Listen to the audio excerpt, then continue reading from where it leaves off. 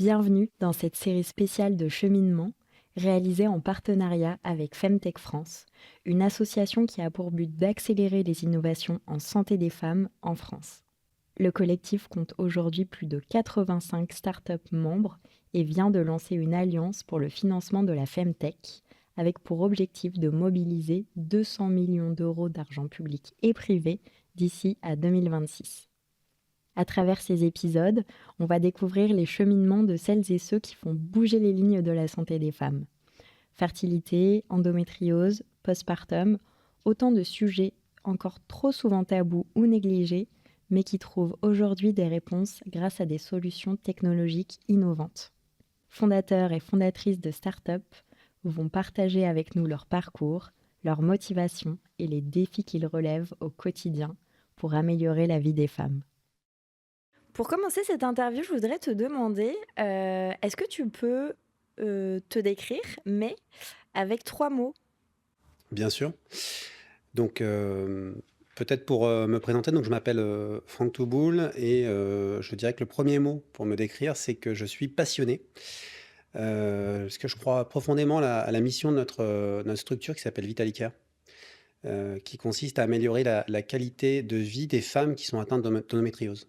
Donc ça, j'ai envie de dire que c'est peut-être, le premier mot pour me décrire. Le deuxième mot, c'est l'empathie. Alors j'ai pas la prétention d'avoir une empathie, très développée, ou plus que la normale, mais en tout cas, je comprends bien la souffrance, et les besoins, des femmes et des patientes qui sont atteintes d'endométriose et c'est un peu au cœur de ce qu'on essaye de faire, on n'est pas à but lucratif. Voilà et puis le dernier point, c'est innovant parce qu'en fait, on cherche constamment de nouvelles façons d'accompagner les femmes et on essaye de combiner, la médecine, dite traditionnelle et puis les approches qui sont plutôt complémentaires. Génial, merci beaucoup. Est-ce que si je te dis, il faudrait que tu présentes ta société, mais à, ma nièce Erin qui a 5 ans, comment tu ferais? Waouh! Donc ça, alors, je lui dirais, bah, imagine que, ton corps, c'est comme une maison, et que parfois, bah, il y a des petits problèmes, qui font que ça fonctionne pas toujours très bien. Je lui dirais, bah, nous, on aide, les femmes à réparer ces petits problèmes, mais aussi à se sentir bien dans leur maison. Donc on leur donne des outils pour qu'elles aient moins mal, pour qu'elles se sentent plus fortes et qu'elles puissent faire, tout ce qu'elles aiment comme, jouer, travailler ou passer du temps avec leurs amis ou, avec leurs enfants. J'adore. Hem, est-ce J'ai bien que, préparé, hein. ouais. Non, mais c'est vrai que c'est joli aussi l'analogie de la maison pour le corps. Hem, des interviews, entrepreneuriat, endométriose, j'en ai fait, quelques-unes et je suis trop contente parce que c'est génial qu'il y ait plein de personnes qui œuvrent à essayer d'aider les personnes qui sont, dans cette situation. Mais étant donné que tu es le premier homme, je me permets de te demander, hem, ça fait quoi d'être un homme qui travaille sur ce sujet?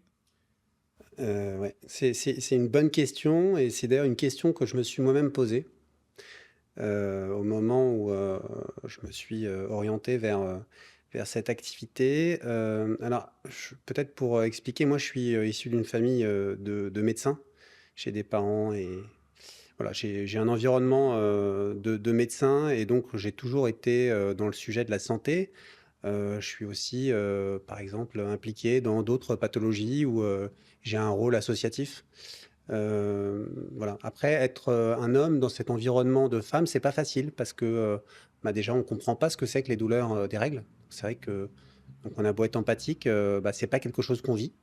Par contre, on peut avoir, peut-être un autre regard, notamment celui du couple, hein, puisque, bah, malheureusement dans cette pathologie, on a, des femmes qui souffrent et qui ont une sexualité qui est, souvent, impactée, voire très limitée.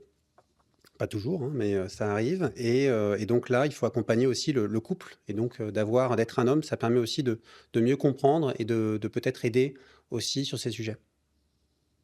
C'est quoi, la ta meilleure ou pire surprise que tu as eue depuis que tu as commencé à être entrepreneur? Alors la meilleure, c'est vraiment pour moi, de voir, que les femmes qu'on accompagne, sont, résilientes. Franchement, le mot, c'est vraiment celui-là. déterminé. Voilà, c'est pas, c'est pas peu de le dire, mais voilà, quand on est, vraiment touché par une maladie, en fait, on se rend compte que, bah, les femmes arrivent à puiser une énergie avec du courage, et donc pour moi, c'est vraiment ça la grande surprise.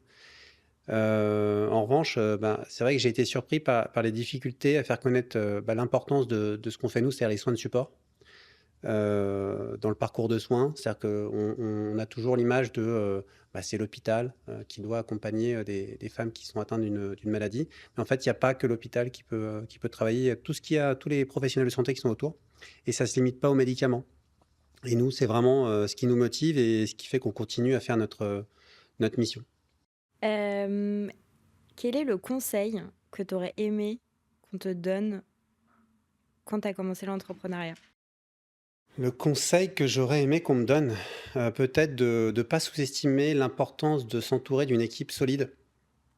C'est avant tout une entreprise, humaine, donc se lancer dans l'aventure entrepreneuriale. Donc le faire seul, c'est pour moi un non-sens, dans l'idée de créer quelque chose et donc avoir des personnes qui sont compétentes, motivées à ses côtés, bah, pour moi, ça fait toute la différence. Voilà. Donc ça, c'est peut-être le conseil que je donnerais, c'est, bah, voilà, si tu crois en ton projet, même, s'il y a des obstacles qui te paraissent insurmontables, voilà, il y a des difficultés financières, des difficultés. La route est longue et donc, on trouvera toujours des solutions pour avancer. Et justement, en parlant du fait que la route est hyper longue et qu'il y a souvent des obstacles, si tu avais le droit, avec une baguette magique, de supprimer un des obstacles, au développement, de ton projet, ce serait quoi et pourquoi? Alors, si j'avais une baguette magique, bah, déjà, je supprimerais les barrières financières et administratives qui empêchent, certaines femmes, d'accéder à nos soins. Nous, c'est vraiment le bas qui blesse. C'est beaucoup des services, comme la psychologie, l'ostéopathie, la diététique sont pas suffisamment remboursés et donc nous, c'est vraiment notre frein, c'est que ça limite, l'accès à, à certaines patientes à notre initiative. Donc avec une baguette magique, voilà, je rendrai tous ces soins accessibles, quel que soit le budget, de nos pa des patientes qui viennent nous voir. Tu nous as dit que tu faisais partie d'une famille de médecins, mais est-ce qu'il y a un jour ou un moment ou une sorte d'épiphanie intellectuelle que tu as eu un jour pour te dire: «Je me lance dans la femtech» et spécialement, essayer d'aider les endométriosiques? Alors j'aime bien dissocier, vie personnelle et vie pro, mais effectivement, l'aspect, de cette pathologie, touche mon entourage et donc oui, ça a été un des déclencheurs, voilà, donc mais voilà, je suis pas très à l'aise pour forcément rentrer dans Mmh.